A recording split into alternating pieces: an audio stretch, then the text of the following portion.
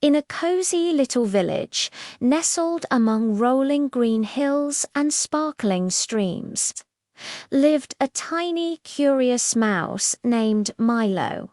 His fur was as soft as dandelion fluff, and his whiskers twitched with excitement for every new day. Milo loved his village and his friends more than anything.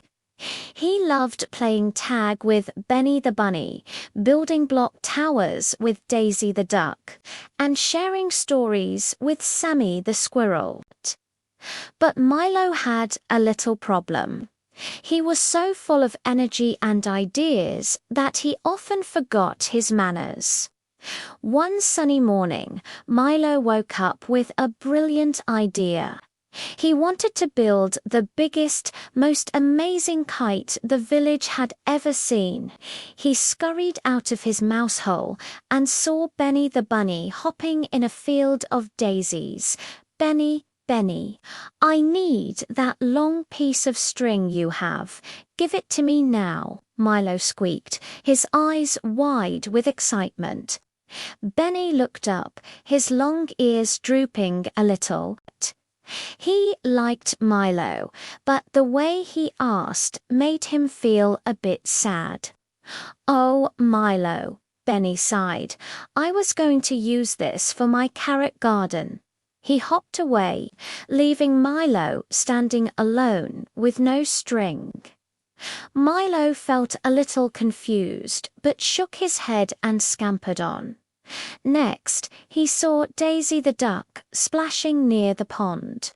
She had a big, beautiful piece of colorful cloth, perfect for his kite. "Daisy, I need that cloth. Hand it over," he chirped. Daisy stopped her happy quacking. She looked at the cloth, which she had planned to use for a new nest blanket. "I'm sorry, Milo," she said softly, "but I need this for my family." She waddled away, leaving Milo feeling even more puzzled. Why was no one helping him? He saw his friend Sammy the squirrel, who had a collection of strong, straight sticks.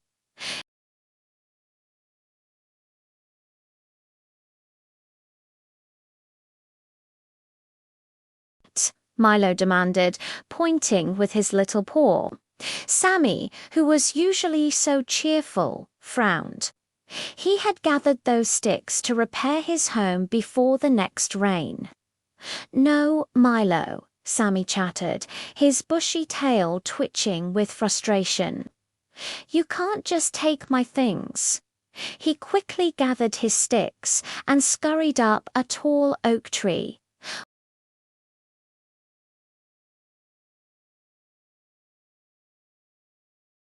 He sat down on a smooth grey stone by the edge of the woods, feeling very lonely and discouraged. His whiskers drooped, and a tiny tear rolled down his cheek. Why were his friends being so unkind? He just wanted to build a kite.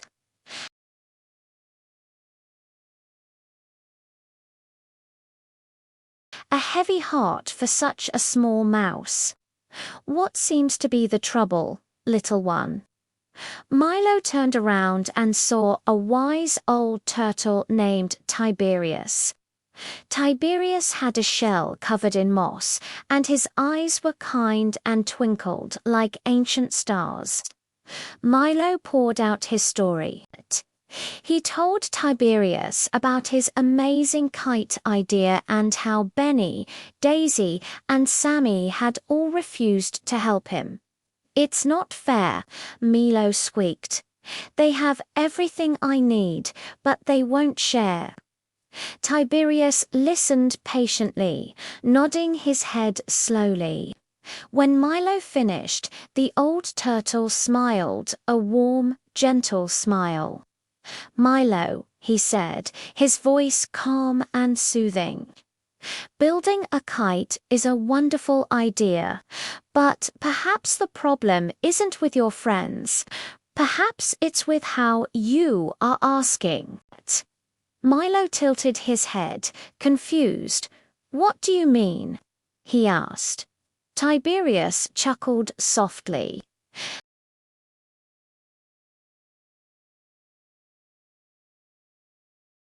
"It's a word that opens hearts and brings smiles. The magic word is please." Milo had heard this word before, but he'd never thought of it as magic. Please. He repeated, testing the sound of it. "How is that magic?" Tiberius explained. "When you say please, you are not just asking for something, you are showing respect. You are telling your friends that you value their help and their feelings. It shows them that you are not demanding, but asking kindly.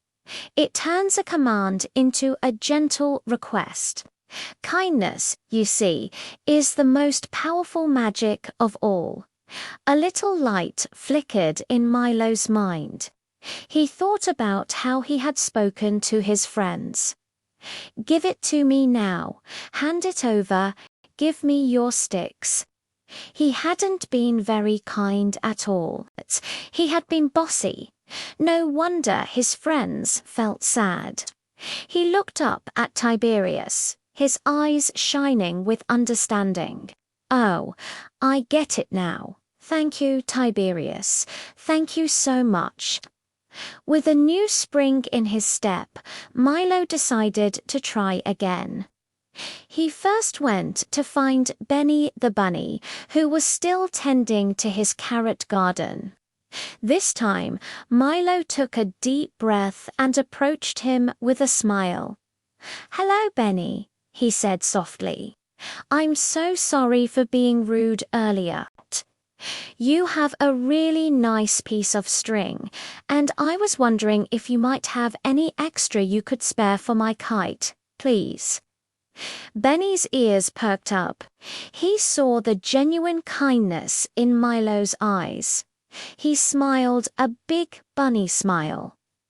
"Of course, Milo. I have another piece right here you can have, and saying please like that makes me happy to help."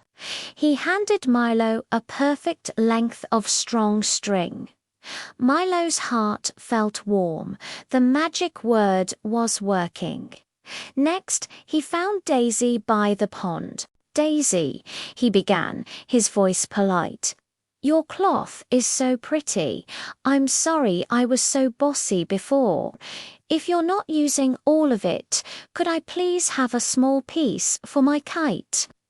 I would be so grateful." Daisy's face brightened. She quacked happily. "Why, Milo, that was a wonderful way to ask. Of course you can.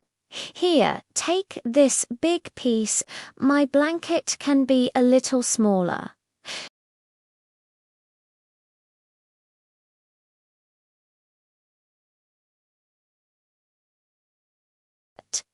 Finally, he scampered to the big oak tree where Sammy the squirrel was working.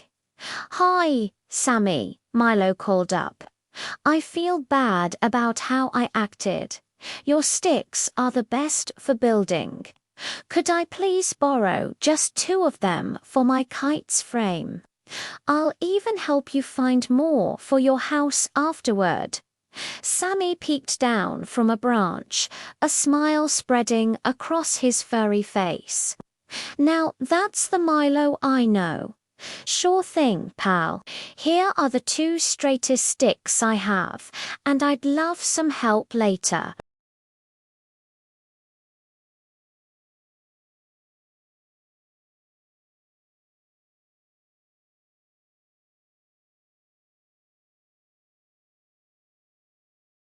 Benny, Daisy, and Sammy, all feeling happy and respected, followed him. "We want to help you build your kite, Milo." They all cheered. Working together, they tied the sticks, attached the cloth, and fastened the long string. Soon, they had built the most magnificent kite the village had ever seen. It was bright, strong and beautiful. They all held on as the wind lifted the kite high into the sky, where it danced among the fluffy white clouds. As they laughed and cheered, Milo felt a joy that was bigger than just flying a kite. It was the joy of friendship and kindness. He looked at his friends and said, "Thank you, everyone. I couldn't have done it without you. And thank you for teaching me that please really is a magic word." From that day on, Milo never forgot to use his manners. He always said please when he asked for something and thank you when he received it. His friends were always happy to help him, and their village became an even warmer and kinder place to live. Milo learned that the best kind of magic isn't about spells or wands, but about the small, kind words we use every day. So, just like Milo, remember to use that magic word. Whenever you ask for something, big or small, a simple please can make all the difference. It shows love, it shows respect, and it helps spread happiness wherever you go. Thanks for listening, everyone. Don't forget to be kind and use your magic words today. Bye for now.